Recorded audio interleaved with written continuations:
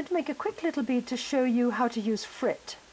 There's going to be frit available in various kinds of glass, I have heard, and it is a really fun way to make a quick little bead that looks like lots of flowers, among other things. So I'm going to take a white matrix.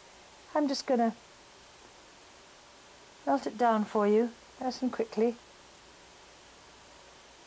Make a little bead and roll it in frit, because it's again, it's showing you, you know, we talked about earring beads, that this is a nice little production bead, actually. You can make them quite quickly. They're very charming and effective. So, squeeze that over. Squeeze it another time. Keep the air out.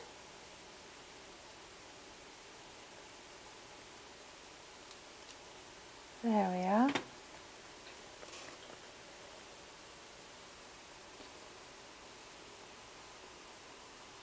Make a quick little bead here. Ooh. This glass is just so sweet to work with. I hope that you fall in love with it the way I have. But, you know, I have had to have 2 torches because I really can't mix. I can't work with 2 different kinds of glass at the same torch. I'd be sure to mix up my stringers and things. I'm not the world's best at organization anyway. So I just have 2 different workstations, one for this glass and one for the Italian. So I'll make the, I say Italian, but we know that Bullseye is also making rods now, so I don't want to leave them out.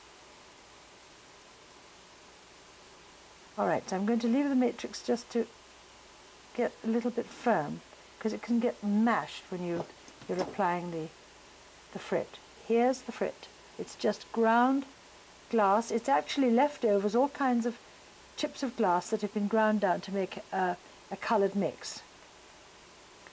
But when you buy it, you can buy it in solid colours, separate colours, or in a mix.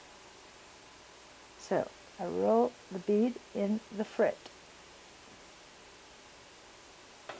I can even run it one more time if I want to have a nice big cover of it. There.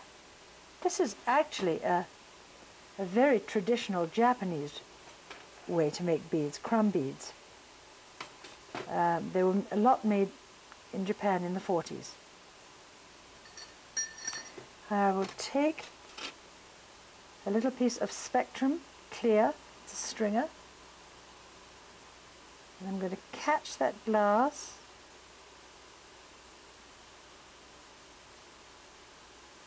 and pull it around a couple of times. That means I'm really spreading those little spots of glass.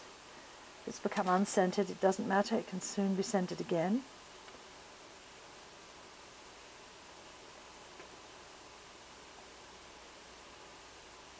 Let's get that thing.